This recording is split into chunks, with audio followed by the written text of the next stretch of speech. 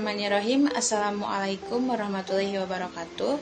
Kami mahasiswa Universitas Buana Perjuangan Karawang. Tujuan video ini dibuat untuk menyelesaikan salah satu tugas kelompok di mata kuliah IPS dengan dosen pengampu Ibu Sinta Maria Dewi SPD MPD.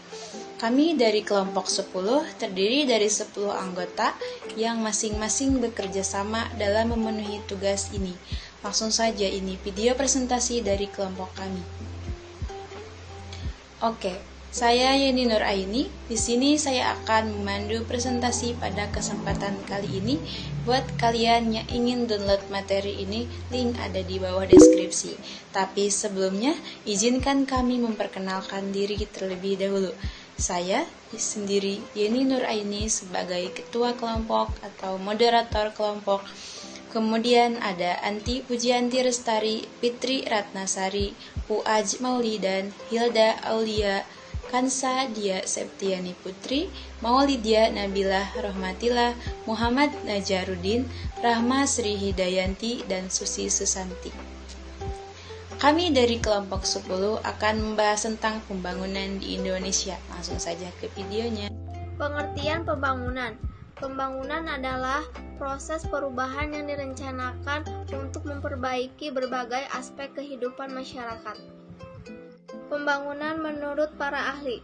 Menurut Dede Tikson 2005, bahwa pembangunan nasional dapat diartikan pula sebagai transformasi ekonomi, sosial, dan budaya secara sengaja melalui kebijakan dan strategi menuju arah yang diinginkan. Menurut Alexander, pembangunan adalah proses perubahan yang mencakup seluruh sistem sosial seperti politik, ekonomi, infrastruktur, pertahanan pendidikan dan teknologi, kelembagaan, dan budaya. Macam-macam pembangunan yaitu ada 5. Yang pertama, pembangunan daerah. Yang kedua, pembangunan ekonomi. Yang ketiga, pembangunan sosial dan budaya. Yang keempat, pembangunan agama. Dan yang kelima, pembangunan pendidikan. Satu, pembangunan daerah adalah pemanfaatan sumber daya yang dimiliki untuk meningkatkan kesejahteraan masyarakat yang nyata dalam aspek pendapatan kesempatan kerja maupun meningkatkan pembangunan manusia. 2. Pembangunan ekonomi.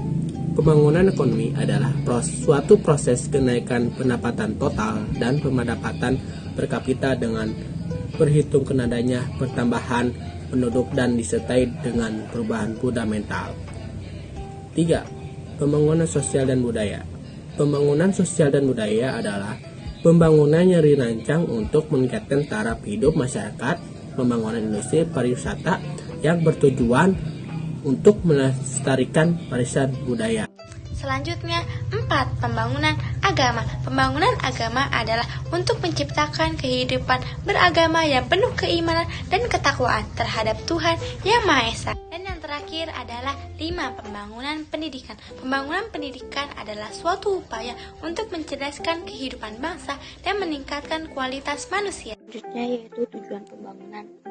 Dalam pembangunan di Indonesia memiliki tujuan yaitu untuk mewujudkan masyarakat Indonesia yang damai, demokratis, berkeadilan, dan sejahtera, serta untuk mewujudkan sistem pemerintahan yang baik. Cara menanggulangi masalah pembangunan.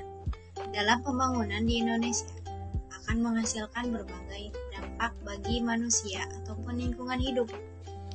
Dampak-dampak tersebut dapat berupa dampak positif dan negatif. Dampak positifnya seperti meningkatkan kualitas hidup manusia dan lingkungan. Dan dampak negatifnya yaitu berkurangnya lahan pertanian, kerusakan lingkungan hidup, dan menurunnya kualitas hidup manusia. Terdapat beberapa contoh dari masalah pembangunan dan cara mengatasinya, yaitu yang pertama ada pengangguran. Dan cara mengatasinya adalah penyediaan informasi tentang kebutuhan tenaga kerja dan penyediaan program pendidikan dan pelatihan kerja. Yang kedua, masalah kemiskinan. Cara mengatasinya adalah menciptakan lapangan kerja, memberikan subsidi berupa kebutuhan pokok. Dan yang ketiga, banyaknya jumlah kependudukan. Cara mengatasinya yaitu dengan program keluarga berencana atau program KB. Beberapa contoh dari masalah pembangunan yaitu 1. Pengangguran. Cara mengatasinya adalah penyediaan informasi tentang kebutuhan tenaga kerja dan menyediakan program pendidikan dan pelatihan kerja. Yang kedua, masalah kemiskinan. Cara mengatasinya adalah menciptakan lapangan kerja, memberikan subsidi berupa kebutuhan pokok, dan mendirikan BLK. Yang ketiga, banyaknya jumlah kependudukan. Cara mengatasinya yaitu dengan program KB. Faktor yang mempengaruhi pembangunan di Indonesia. Pembangunan di Indonesia akan berjalan dengan baik jika tentunya dipengaruhi oleh faktor-faktor. Berikut ini faktor pendukung yang mempengaruhi pembangunan di Indonesia. 1. Posisi geografik Indonesia, yaitu Indonesia memiliki letak geografis yang strategis. Hal ini menjadikan faktor pendukung karena terdapat sumber daya alam tertentu. 2.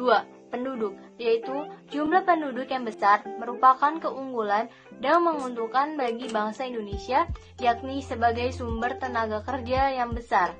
3. Kekayaan alam, yaitu Indonesia memiliki banyak kekayaan alam. Ini menjadikan salah satu modal dalam pembangunan di Indonesia. 4. Faktor rohani, yaitu keimanan dan ketakwaan terhadap Tuhan Yang Maha Esa, termasuk ke dalam pendukung terlaksananya pembangunan di Indonesia. 5. Situasi politik. Di sini saya akan menjelaskan tentang contoh konsep pembangunan di Indonesia. Kalian bisa melihat dari layar masing-masingnya. Ada contoh gambar pembangunan ekonomi dalam konsep pembangunan berkelanjutan. Salah satu masalah penting yang dihadapi dalam pembangunan ekonomi adalah antara pemenuhan kebutuhan pembangunan dengan upaya mempertahankan kelestarian lingkungan.